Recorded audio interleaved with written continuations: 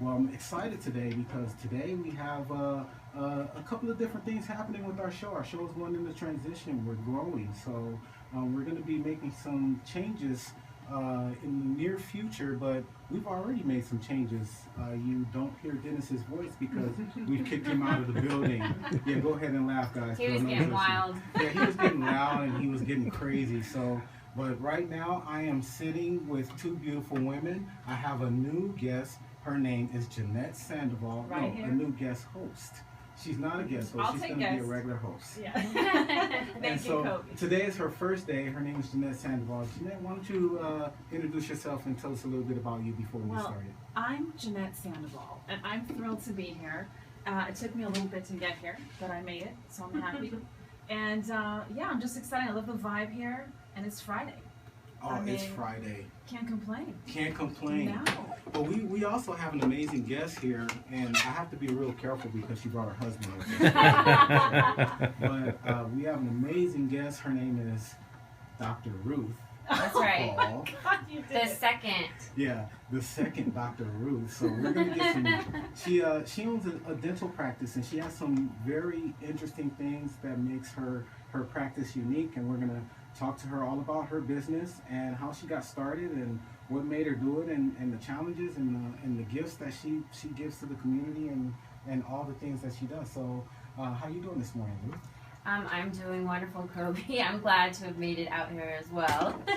Yeah, I think we all had some challenging mornings this morning.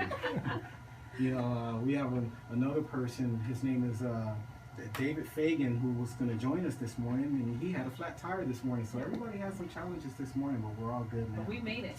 Yeah, we made it. But life's about getting over challenges and keep going and making your life, you know, thrive just by getting through all of those challenges and failures in order to succeed. So with that, why don't you tell us a little bit about you, Ruth? Well, talk about challenges. I think I've been through almost every one of them, but I'm very grateful. I started as an Indian Health Scholar. My dad is half Comanche, and so I'm a quarter Comanche, tribally registered, and I had a whole Indian Health Service scholarship that paid for my entire education. So my first 4 years out, I was working with Indian Health Service, and that was kind of like my first challenge. Realizing the real world was way different than at home and in school. School environment's very different than the working field. From there, I had some very big challenges learning politics about tribal councils and different things, working with assistants, working with employees, learning about government. And that's basically kind of where I wanted to become an entrepreneur. I actually wanted to start my own nonprofit called Native Smiles, just because things were not being done efficiently, in my opinion. I'm not going to say federal government wastes money or anything like that, but No, we're not going to say that. They're the best savers on the planet. Yeah. But I mean, I have a heart because, you know, my dad's from Lawton, Oklahoma, and so I that's when it came. The spirit came in me that I needed to do something, and so along the road, I realized I really knew nothing about business or about nonprofits or about how to do anything. So anytime I kind of tried to venture out, I realized I needed more education. So my last year working in Indian Health Service, I decided to get my master's in public health so I could learn how to help run a nonprofit so that, you know, we could have better running clinics that were doing it efficiently. And also working with pediatrics on the reservations, not all reservations, but there was a lot of holding down of kids and a lot of kids just traumatized. And okay, wait a minute, you said holding down. What do you mean, like soft restraints or? No soft restraints, brother. No, holding down 3D assistants, and there's still pediatric dentists out there. It's that do it that we call them hugging blankets or whatever it may be, but the adults were so scared of the dentist. I was a general dentist at that point, but it was because of their childhood. And so there's different types of dentistry in the world, but that really is what got me to say, okay, well, I need to go learn how to make this a fun and memorable experience. I don't care what I have to do to make that happen. And so after the MPH, I decided to sedation. I went back to UCLA, got my degrees, and then after that, I started my first business right out of school in Menifee, California. That was my first business. So you pretty much figured out through your passion for kids, obviously, that you wanted to be an entrepreneur right from the beginning. It looks like that you put a map together. You figured out there's a problem. This is what I want to do. Went back to school, and then you came right out of that and started your own practice so that you can start making changes. Does that sound correct? Yes. Once I got in the real world out of school, I had to figure out how to navigate to get my passion completed, and it's still an ongoing passion. And education, I still am educating myself on business. So. And this sounds like quite a road. A lot of times we pull on some source, some memory, or some pivotal point in our life to fuel our tank. What do you think fuels your tank? Because it sounds like you're quite accomplished. I'm going to be honest with you. I was really young when I came out of dental school. I was 23. I was going to say, what were you, like 15? I am not Judy Hazard, okay?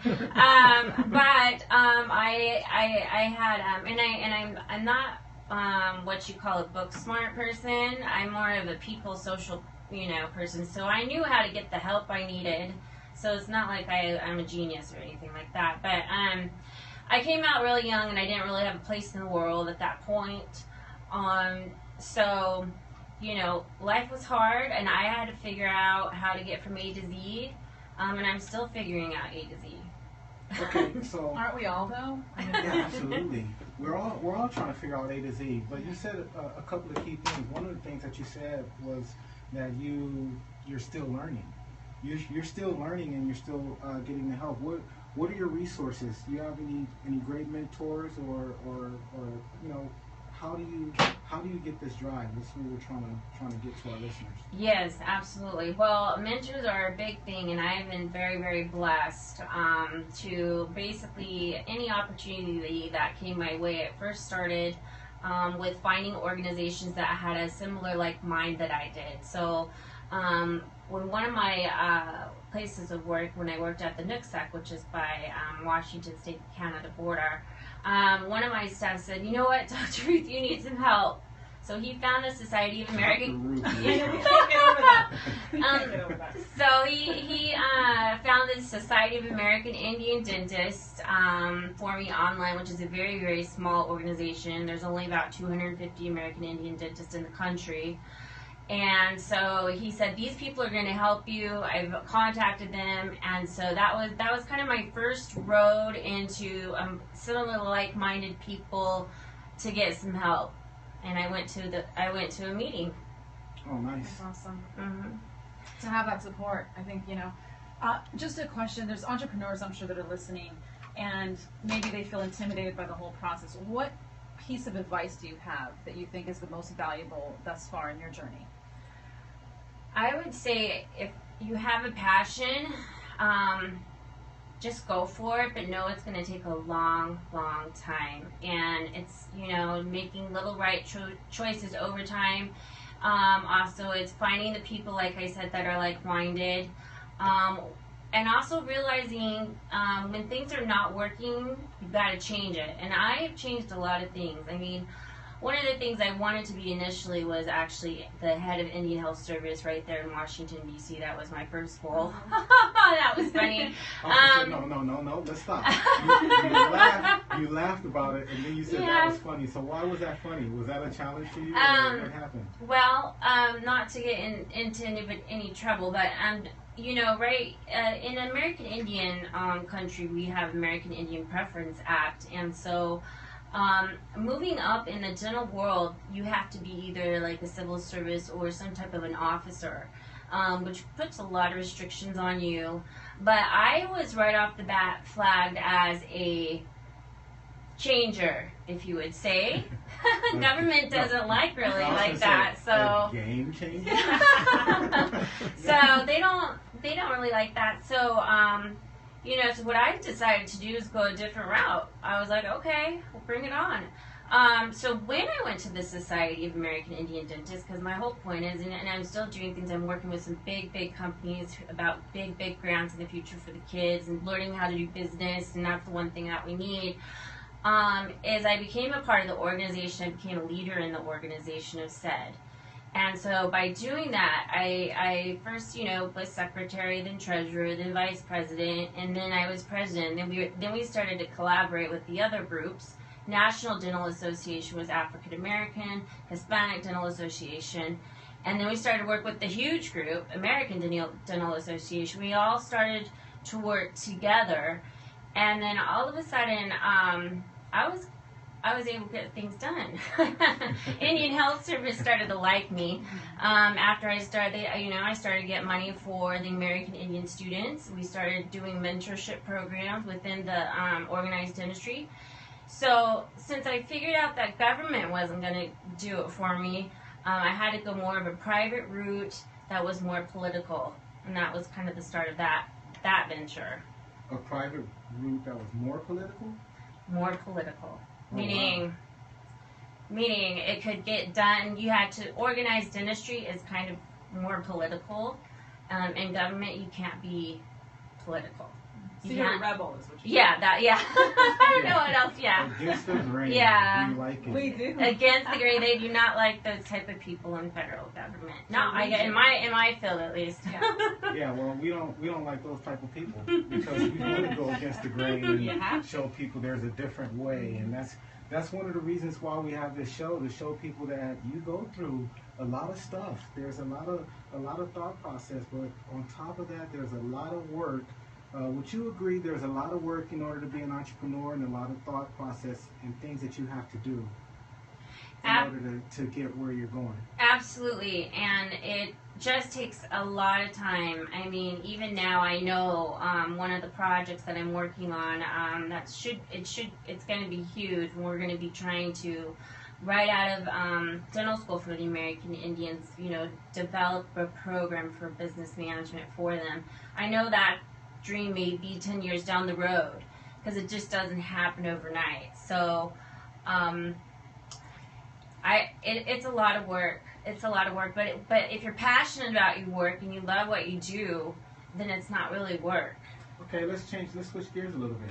How does this affect you with your family? You have kids? Yeah, that must be tough. 3 girls, you said? Well, I actually just got married. Congratulations. So I am a blended mother, and I have 3 beautiful daughters whom I love. So it's just very recent.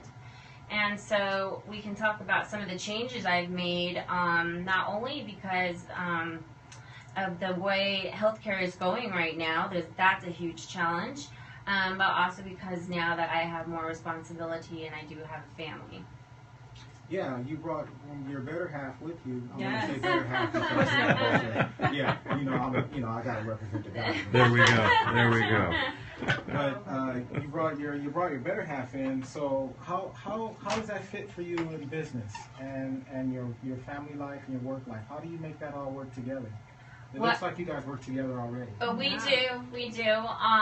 Well, what we've done, we've actually changed the model. There's several reasons we changed the model, but one of them is because of family. And I was in one building and just doing, we call it brick and mortar, pediatric dentistry sole provider. But that's not the future. It's getting difficult, with insurance companies, with the Affordable Care Act. But I needed to work less and make more. Don't we all? Yeah, and I've actually. That's why you're I figured it out, actually. Help us out here. Yeah, let us know what's Yeah, it's called partners. Oh, see? Yeah, and See, then you you are a share genius. overhead with other doctors, and that's what we're doing. See, you are a genius because you figure out how to put people into your circle that can help you. That's genius. I smell a book. I just want to be stress free. That's I don't know about that. Yeah. I just want to be able to have a vacation once in a while. How do So you maintain the balance? That must be tough. so we're working on that. But I'm going to tell you, over this last year, it's been one crazy ride to get to where we've been. Obviously, my husband has helped me with some decisions, and so what we have done now is we have taken my office out of the brick and mortar, and I now have merged with General Dentist. Two, mainly one in the Menifee area, Canyon Hills, Dr. Tuttle, who's a general dentist, who's great. And it's going to be a group practice. We're looking for an endodontist and soon an orthodontist. And then I also work for another company in Temecula, and we're doing our grand opening soon. And I have some offices in San Diego. So I have a huge private practice base. And so in order for this to happen, right now we're spending a lot of money to get us to that point of just being with the other general dentist and merging. Well, you hit a lot of points. And one of them is you got to spend money to make money, which a lot of people in business that don't really understand that, they struggle because they don't want to spend money. They just want to make it. But sometimes you have to do some of those things. Would you agree? You sure do. Yeah, you got to spend money, whether it's for education, whether it's for more things. So, but when we come back, we're getting ready to go to break right now. When we come back from break, let's get a little bit more into your dentistry, because I think you do something very amazing for the kids and the environment that you've created in that idea. So when we come back from break, let's explore that. So this is AM 1620. You're listening to the Eagle Radio Network.